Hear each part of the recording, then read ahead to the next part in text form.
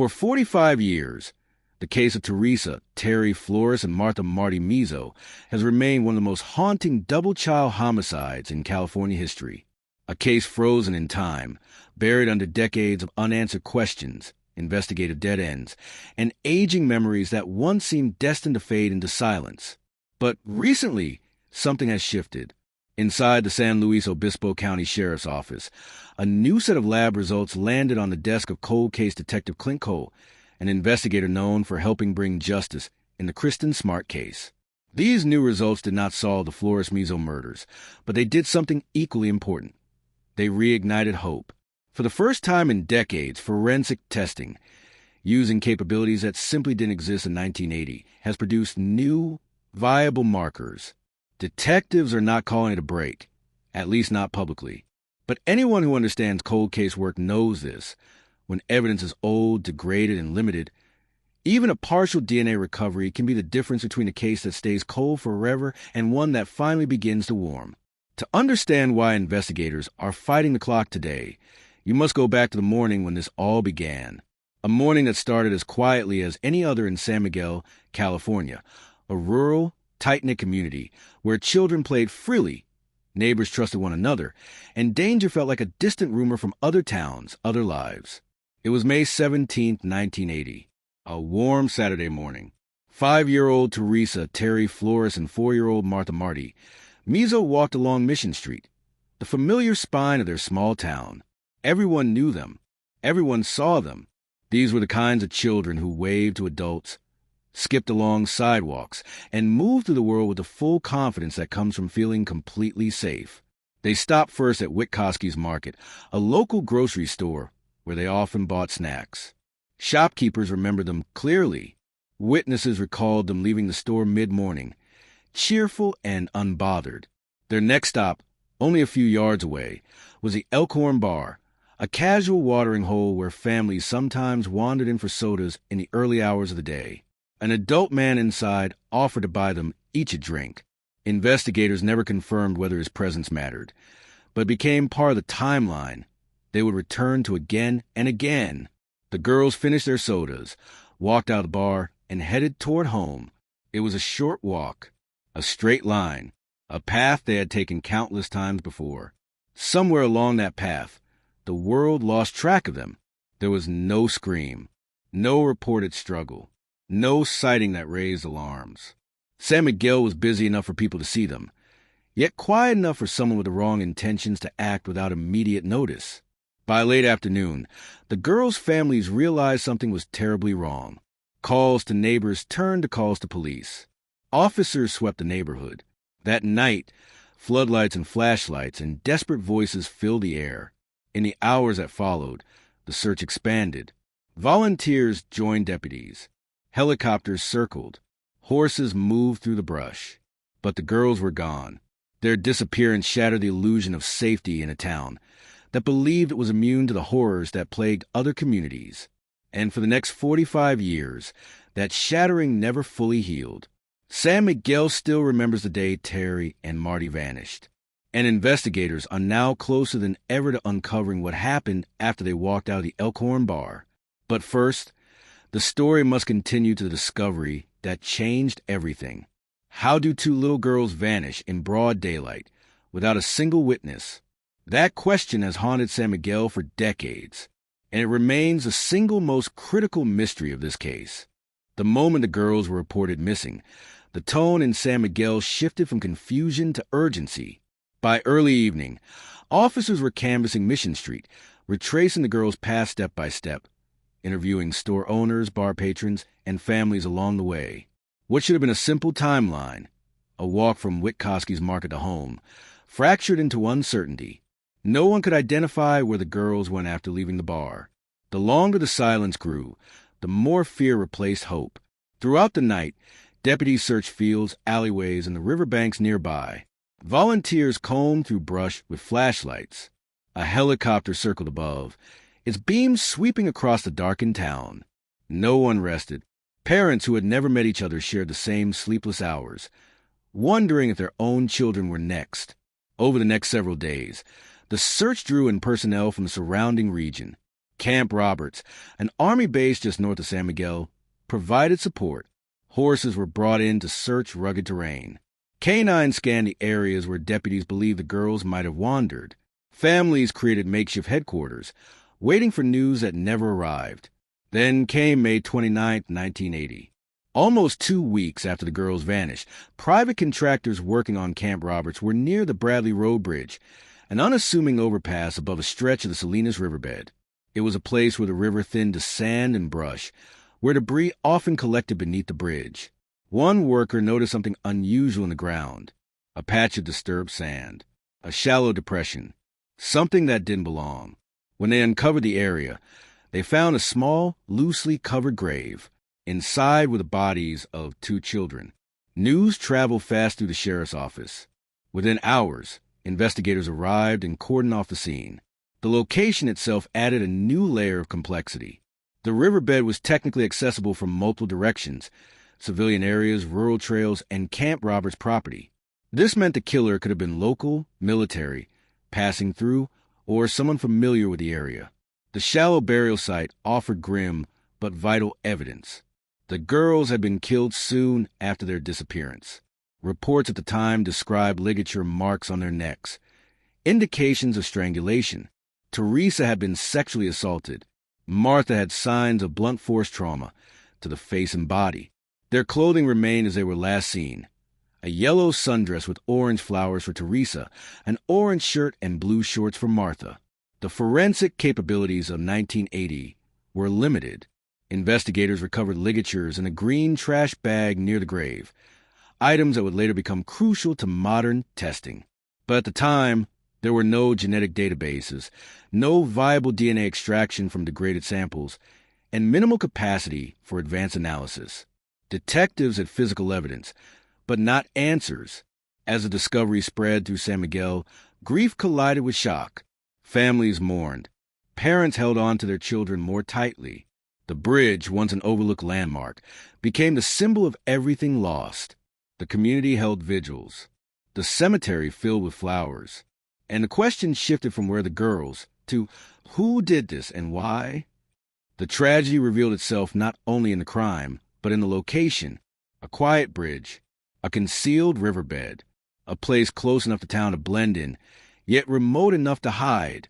And for decades, this was where the trail went cold. The bridge held its silence. But the case was far from over.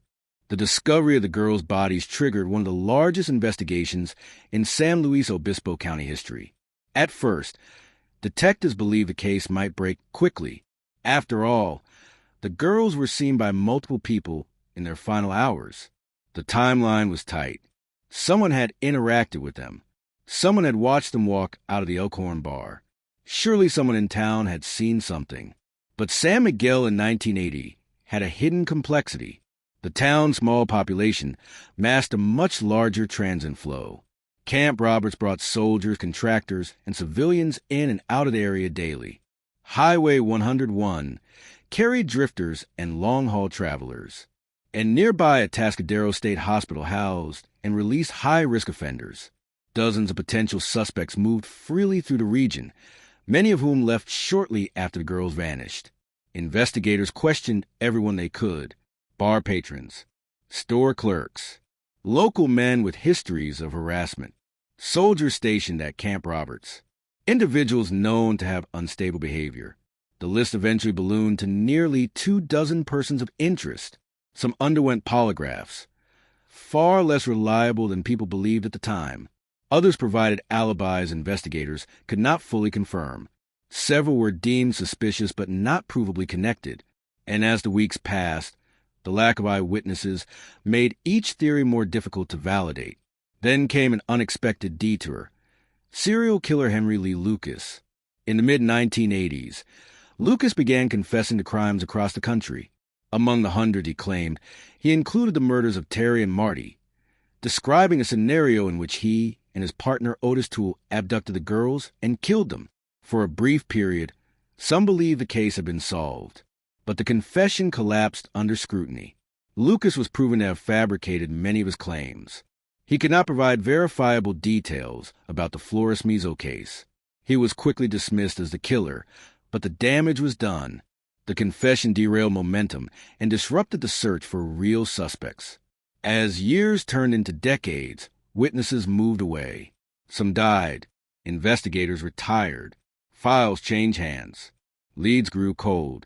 The case that had once consumed an entire county became a quiet chapter in a long archive of unsolved tragedies. Yet, despite the mounting obstacles, the case never truly disappeared. Families continued to push.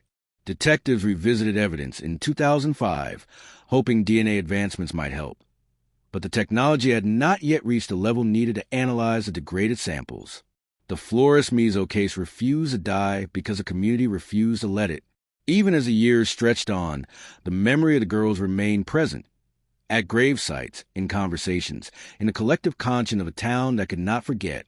All the case needed was a spark, the right investigator, a new approach, and technology that could finally speak for evidence long considered silent. That spark arrived in 2019. When Detective Clint Cole of the San Luis Obispo County Sheriff's Office took on the Flores Mezo case, he entered a labyrinth of old reports, aging photographs, brittle evidence, and decades of incomplete narratives. Cole was no stranger to difficult cases. He had spent years working the Kristen Smart investigation, a case once thought impossible to solve.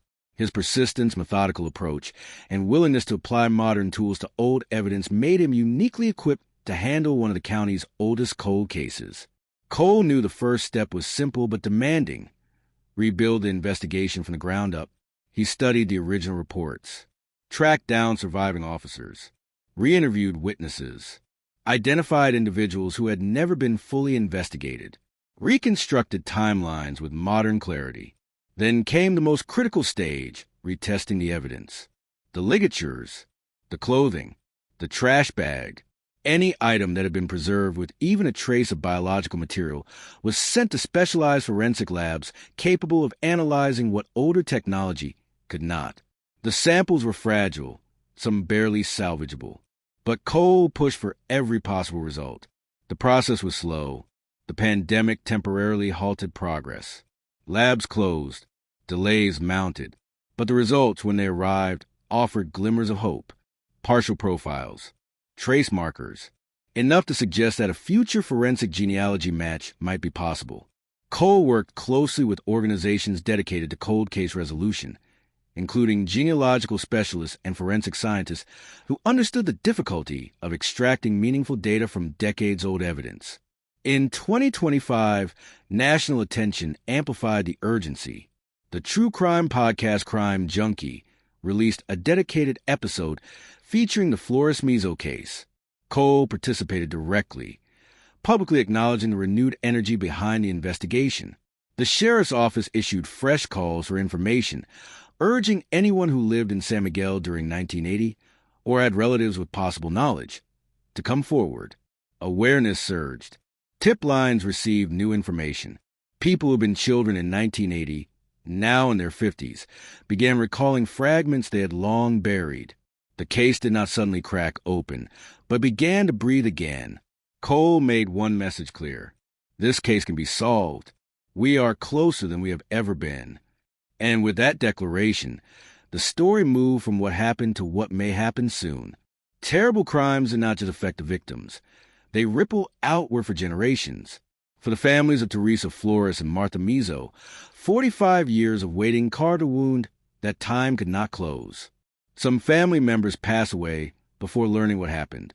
Others continue to visit the graves, leaving flowers and prayers, hoping they will one day hear the truth.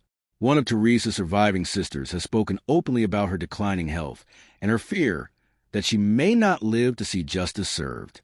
She remembers her little sister not as a symbol of tragedy, but as a joyful child whose life was stolen before it truly began.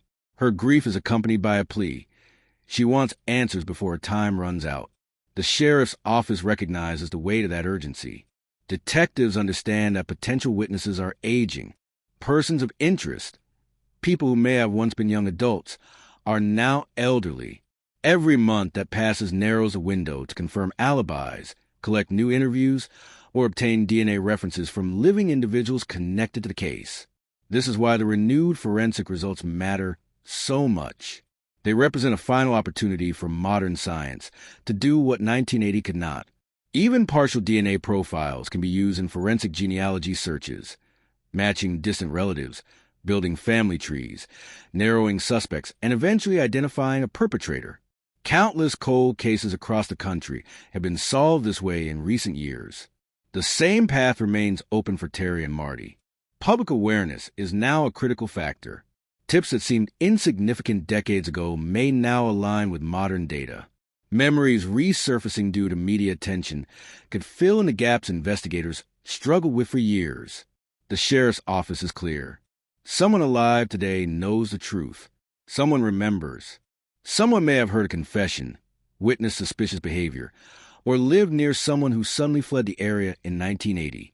Justice for Terry and Marty is not impossible. It is not out of reach. It is not forgotten. It is waiting for the next lab result, waiting for the right tip, waiting for the final piece of a puzzle that has held San Miguel in its grip for nearly half a century. And the question now is no longer whether the case can be solved. It is whether the truth will emerge in time. Because the people who love these girls, who never stop searching, who never stop hoping, deserve answers before the last chance slips away. And somewhere, the person responsible for burying 2 small children beneath a bridge in 1980 is still out there, or left behind a legacy, a DNA trail, or a secret someone else has carried for decades. 45 years later, the investigation is alive. 45 years later, science is finally speaking. And 45 years later, justice may at last be within reach.